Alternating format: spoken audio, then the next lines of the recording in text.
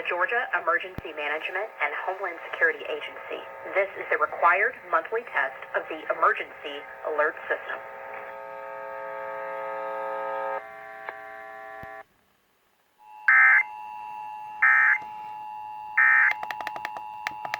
Go. From the Georgia Emergency Management and Homeland Security Agency, this is the required monthly test. The civil authorities have issued a required monthly test for all of Georgia beginning at 10:45 p.m. and ending at 11:45 p.m. From the Georgia Emergency Management Agency and the Georgia Office of Homeland Security, this is the required monthly test of the Emergency Alert System.